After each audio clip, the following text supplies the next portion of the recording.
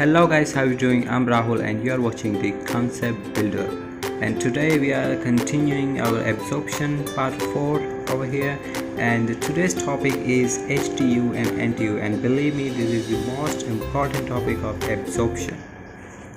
Now the first question comes to your mind is that what is HTU and what is NTU? HTU is height of transfer unit and NTU is number of transfer unit. Okay, and if you multiply those both HTU and NTU, what you will get is the height of tower. Okay, and but what kind of tower we are talking about? We are talking about the packed bed tower. Okay, we are talking about the packed bed tower, and so for a particular absorption process, how much height of tower is required? That's we gonna find using the HTU and NTU. So you have to find HTU, you have to find NTU, and if you multiply them, both of them, then you're gonna get the height.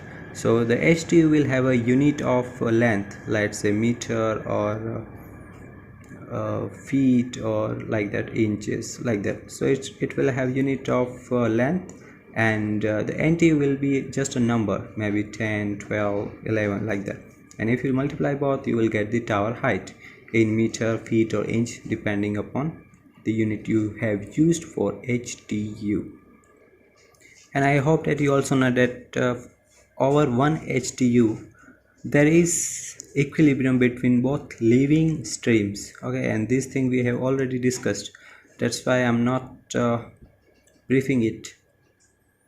Okay, so one transfer unit means it's like one plate in our tray columns. So in tray columns we have trays. Okay, and from every tray the liquid comes and gas interact from tray to tray, and if we take the tray as an ideal tray, then we see that the living streams are in equilibrium. Similarly in packed bed, you know that in the tray towers over one tray the living streams are in equilibrium, and similarly in packed bed tower over one transfer unit there will be equilibrium in the living streams. So the transfer unit in the packed bed towers is analogous to the trays in our tray towers. Okay, so that's quite easy. So if you know the number of transfer units, like how much transfer unit you need, and you know that what will be height of one transfer unit, then you can determine the tower height very easily. You just multiply them both. Okay, so now let's see the derivation part of this HTU and NTU, and let's see how we're gonna do it. Okay, so now we're gonna start the derivation for HTU and NTU, and for that we have to consider our packed bed column. So this is our packed bed column, and the conditions are similar for like the gas is entering from the bottom, the liquid is entering from the top, and the composition is changing like this. So here is y1, and suppose and remember that I'm using here the mole fraction and the superficial gas flow rate. Okay, so this is the total number of moles of gas coming in. Okay, so it has the moles of carrier plus solute also, and also you remember that only solute is getting transferred. Okay, so now consider dz height of the column, and so what's happening now? Tell me one thing, what is G into Y? G is the superficial gas velocity and Y is the mole fraction of solute. So mole fraction of solute means moles of solute divided by total number of moles in the gas, and the G is total number of moles in the gas. Okay, so G into Y is telling us the moles of solute. Okay, and the change in GY during this dz length, there will change in G into Y. And what does it telling? Because GY is the moles of solute, so del GY will be change in mole of solute. Okay, so now let's see how we can relate this thing to our mass transfer coefficient and the mass transfer relationships. To understand it, you have to recall our interface mass transfer video, our second video of the mass transfer basics, and we have studied that the interface, suppose the mole fraction here is y and the interface concentration is yi and xi, and the mole fraction in the liquid is x. Okay, so how the mass transfer is taking place? X. Okay, is it simple? Okay, and if I define the overall gas phase mass transfer coefficient k o y, then it's also gonna be equal to k o y times y minus y star, and these all things we have also already covered in our previous videos. So if you don't know about these things, you can watch our second video of basics of mass transfer. Suppose I take this term, and although all terms are equal, okay, so this is our mass transfer flux. Okay, and I told you that we have to relate this thing, means the change of moles of solute, and because the g is in per second, so it's gonna be also per second. Okay, so to relate our mass transfer flux and the dgy term, which is the change in moles of solute per second, so we have to do it, we have to define a term which is the specific mass transfer area. Okay, specific mass transfer area, and it's a unit of meter square per meter cube. So per unit volume of this packed bed tower, how much mass transfer area is present? Okay, so you know that it has the units of kilomole per meter square per second, and it has unit of meter square per meter cube. So if you multiply both, you will get a unit of kilomole per meter cube per second, right? And if I consider that its cross section area is capital A, then capital A into dz will be your dv, the small volume of this tower, and that's gonna be adz. So if you multiply all this equation, what you will get? You will get na into small a into capital A into dz, and it has unit of kilomole per second, and this is equivalent to our dgy. Okay, so that's how we have related our dgy to our mass transfer relationship over here.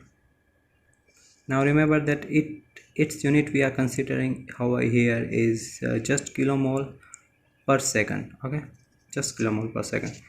Okay, so now let's begin our derivation. Okay, so just put the value of na from here, and let's see what we get. Okay, like that, it's easy, just put the value. But here what we're gonna do, because the g is also changing and y is also changing, so in this kind of situation, here is the d, sorry. Okay, in this kind of situation, okay, so if you write this thing, and that's what you get. Okay, and now I'm gonna tell you a very important concept, and the concept is that dg is actually equal to this term. Because what is this term? How many moles of solute got transferred? Okay, the number of mole of solute transferred, and dg is also number of mole of solute transfer, because the carrier is not absorbing in the water, so whatever moles are transferred are of solute. So apparently both the terms are equal, and if both of terms are equal, then what you can do, just go to transfer, and remember that minus dg is the moles of solute transfer, because dg is negative, so minus times will be the positive one. So just transfer it here, and what you will see. Okay, so you will get koy 1 minus y minus y star into this long term equal to minus g dash dy, and g dash here is the superficial gas phase velocity, which we have defined over here. Is such g, you can just remove this prime, just g. Okay, I just wrote it by mistake. So it's our g, the superficial gas velocity, the overall gas phase velocity. Okay, total number of moles of gas. That's easy. Now what to do with this? So we have to determine the tower height, and we have dy, and all terms related to y are here. So just transfer it, so you will get something like this. Okay, so when the y and and z. So at z equal to 0 means the bottom of the tower there was the composition y1, and at the top it was y2, and the height of tower is z. Okay, and you know that the negative sign, if I compensate, the limit can be reversed. Okay, that can we do it here. Okay, like that, just compensate this minus sign, the negative sign, and reverse the limits. So it's y1 up and y2 down. Okay, so that's the derivation. Okay, so for the further derivation, what we're gonna do is, okay, so we have multiplied and divide with the term 1 minus y lm. Lm is the log mean average, and we have just multiplied and divided by this. Why we have done this, uh, that I'm gonna tell. Okay, so what is 1 minus y lm, how it is defined? So it's defined as, like this: 1 minus y, because the concentration, the mole fraction, and the equilibrium mole fraction y star, and just ln of these two things. Okay, so 1 minus y minus 1 minus y star, and ln of these two things. Okay, and why we are using y star is because we are using the overall gas phase mass transfer. If you are using only the gas phase mass transfer, then it's gonna be yi, and it's also gonna be yi. Okay, but you don't have to consider it now, we'll do it later. So just remember how we have defined it. Okay, now multiply this and g upon k of y into 1 minus y lm, if we write it like this. Okay, so from the experiment it is found that this term g upon k of y into y minus y lm, this remains constant throughout the column. So if it is constant, that we can take it out of the integration. Okay, this term we get, and I know that you have noticed that I forgot to write this thing also, because this was also here. Okay, so guys, because this thing is constant, and this thing is varying, and what were the limits? The limit was y2 to y1, right? Okay, so here comes the important thing. This is our height of tower, and at the beginning I told that height of tower is equal to HTU into NTU, and we write it like this: HTU and NTU, and HTOG means overall gas phase mass transfer coefficient we have used. NTUOG means overall gas phase mass transfer we have used, because we are using Y star. So when we are using Y star, that means we have used the overall gas phase mass transfer coefficient. Okay, and from, if you compare those things, you will see that the HTU is this thing and the NTU is this thing, and also the small n a are also constant, so you can also take out. So your HTU finally will be this thing, and your NTU gonna be this thing. Okay, so these two are your final. So this formula you can use for every case, but it's a bit hard because you have to calculate 1 minus y lm. Okay, and what happens that in question they give you the gas phase velocity as, suppose I call it g dash. They will give you, like, suppose they will give you g dash kilomole per meter square second. So whenever you see the question, you have to look at this unit. When they say per meter square per second, that means this area they have compensated over here. Okay, and they will also give you the mass transfer coefficient, maybe as kilomole, like this. Okay, and to say that this mass transfer coefficient is based on the mole fraction, they can also write something like this. So when they give the meter cube you see over here, you must understand that this small a is also taken care of here. Okay, and this 1 minus y is showing, this delta y is showing that the mass transfer coefficient is based on the mole fraction. Okay, so I call it this thing as k dash. Okay, because both our g has unit this, and it has unit of per meter square also, and it has per meter cube also. So if, and what will they do, that they in question they will give you these things, and they will ask you to find the height of transfer unit. Then how, what you're gonna do, just g dash upon k dash or y into 1 minus y ln. Okay, so that's how it gets easy. So every time, the most important concept that I'm telling you is that you have to look at these units. If it's per unit kilomole per meter square per second, it's kilomole per meter cube per second, and if you divide both things you will get the unit of meter, which is correct, which is the height of transfer unit. I already told you that its unit will be the length, so meter is the length. Okay, now for the NTU, the formula is still very complex and you cannot calculate algebraically. Let's consider this thing. NTU has formula, but how will you calculate this? Because HTU we can easily calculate now, but calculating this thing requires vigorous calculation, or you will have to plot the graphs and calculate the area according to that. But in our GATE exam or in the competitive exam, they won't ask for this formula. So what they ask for, we go for a general case, and the case is, and that case is the gases are dilute. So the gas dilute means the mole fraction is already less than, let's say, 5%, and that, so it may be 5% or 1%, 2%, like that. So the gas can be considered as dilute, and in this case the NTHTOG, or the height of transfer unit, just gonna be g dash upon k o y dash. Okay, so there's the final formula you get. You don't have to evaluate this thing. You have to evaluate this thing when the gas is concentrated, means like say 10% or 15%, 20%, the mole fraction, the inlet gas. Okay, the y1 I'm talking about. So if the y1 is less than, let's say, 5%, I'm just taking at 5% is the safety limit, so it will be almost equal to this thing. Okay, very close to g dash upon ky. You can neglect this thing because it will be around 1.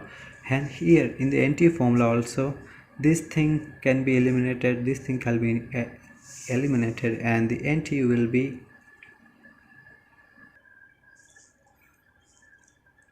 for dilute gases you can use this formula, and in our GATE exam this formula are used. So if you haven't understand the video up to this, so from the point of view of the GATE exam, they always ask for the dilute gas cases because it's easier for us to calculate. Otherwise for the concentrated gases we cannot calculate the NTU.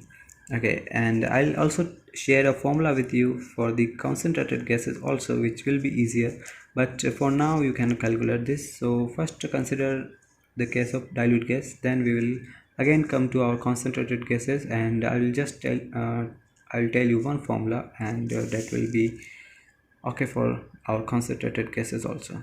So for dilute gases we have NTU. Let me write it over here. So as you can see, these both are important formula for dilute gases. Okay, and in GATE exam there will be the cases of dilute gas also, and you can solve easily. Remember make sure the units, and if units are different, then you will have to use this formula also. Both are same, just y minus 1 minus y ln will be 1 for dilute gases. Okay, so now let's explore this expression, because we can do a lot of things with this expression. There are many formulas get derived from this expression, and remember it's for the dilute cases. So the first equation, okay, so first we're gonna do is how you can write it. So the limit was, that it was y2 to y1. Okay, and if the equilibrium line and the operating line are straight line, as it will be case for the dilute gas, then you can write NTU also as y1 minus y2 divided by y minus y star ln. That's important and I will explain it. Okay, so you can use it because the both are straight line. This is a condition and they will be straight if the gas is dilute. Okay, so just how much change y1 minus y2 from the column and y1 minus y star. What is this? So this is just minus y minus y1 star and minus y minus y2 star. So first we are doing at the bottom and at the top and take the ratio and ln of that. Okay, so y minus y1 star divided by y minus y2 star and just divide it this thing with y1 minus y2 and you can calculate the number of transfer units. Okay, and remember that this formula very useful because you have to deal with only mole fractions. You don't have to convert them to mole ratios and all that. And for HTU also you will see that you can use the overall gas flow rate. Okay, not GS. I'm using the G directly and the KOY directly. Okay, so G directly you can use. And why I'm using the G direct, because the KOY, the del Y over here is mole fraction. So everything there will be mentioned in the units. So carefully look at the units. Okay, if it is del X, then it's gonna be KO capital X. Okay, if it is small y, then it's gonna be KO small y. Okay, like that. And if it is mole ratio, suppose del Y, then it's gonna be GS. Okay, so according to the mass transfer coefficient, the G will change. So if they are using the mole ratio here, then you will have to use GS over here. If they are using like the mole fraction, then KOY, and if delta X, then the KOX. If you have any doubt up to that, you can tell me in the comment. Okay, so remember this formula, this very important formula, but now we're gonna look at one easy formula, one more important formula. Okay, so what this formula is that the number of transfer unit NTU for lean gas is equal to ln of. Okay, so this is that formula I'm talking about. Here we have to use mole ratios. This is the slope of the equilibrium line. A is the absorption factor, and you also know that absorption factor is Ls upon Gs into M. Okay, so that's our absorption factor formula. So first you have to calculate the absorption factor, then capital Y2, capital Y1, and using this thing you can also calculate the number of transfer units. But to use this formula, remember that you will have to calculate Ls and Gs, and for that you will have to use the material balance and like that. So do whatever easier for you, and from this formula we can also derive one more formula. And so in the case of question, whatever seems easy you can use it. If you think that you can easily calculate this thing, then use this formula. If you can't, then use this formula or the again generalized formula. Okay guys, so instead of using this, you should use this formula, and for that you have to get the Ls and Gs and the slope of equilibrium line and absorption factor you can calculate, and from the absorption factor you can use this formula. Look at this is the mole ratios we are using, and x2 is the top concentration of the solute in the liquid, and most of the time they will tell you that the solvent is pure, so x2 will be eliminated, so it will be 0 and it will be very simple. So y2 divided by y1, it will be 0 if its solvent is pure. If it not, then you will have to calculate the x2 using the material balance. Okay, and using this formula, write it down, and this the important formula you can calculate. But to do this you will have to find out the mole ratios, and they will give you mole fraction, so you know that the mole ratio is just like this. Okay, now guys, what will happen that if they give you the operating line equation and in the form of mole fraction, so they can give you the operating line equation like m2x plus c. Okay, and they will give you in the form of mole fraction,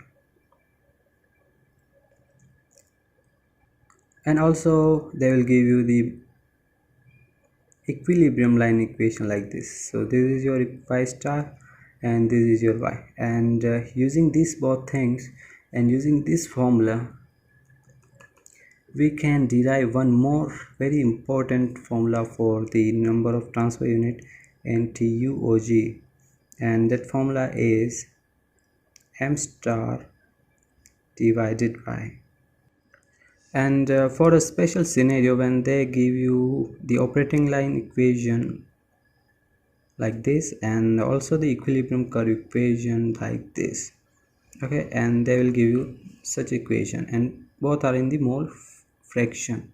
Okay, so using this, if you want to use this equation, you will have to calculate the mole ratio, but also calculating the slope will be a typical one, because to calculate the slope you will have to write this as y plus upon 1 plus y and to like x upon x1 plus x, and if it's dilute case, then you can write it as y equal to m2x directly, okay, without any problem. But if it's not dilute, then you cannot, both are not equal. Okay, so in that case the slope gonna be the same, and y1 and y2 you can calculate. Okay, but suppose you don't want to convert it to the capital mole ratio and like that, and there is another formula for that, and which is the NTOG equal to this is. Okay, so what you have to do, just take the difference of m1 minus m2 and m1, which is the slope of operating line, and m1 divided by m1 minus m2, take ln of this difference times y1 plus m2c divided by this difference plus into y2 plus m2c. So this formula you can use, and you can directly calculate the number of transfer unit for also for dilute case. Okay, so there are two formulas you can use, either this one, or also you can use this one. So there are many formulas you can use, but most of the time for dilute case, this is the best formula you can use for this. But remember that you need the mole ratios. If you don't want to mess with the mole ratio, and this operating line equation and equilibrium line equation are given to you, then just with this single formula you can calculate the number of transfer unit. Okay, and that was all for the HTU NTU for dilute cases, and this is very important formula you have to remember, and we have considered the three formulas. Okay, the first one very important is this one. The basic formula was this one. Okay, so it is also very important in the mole fraction.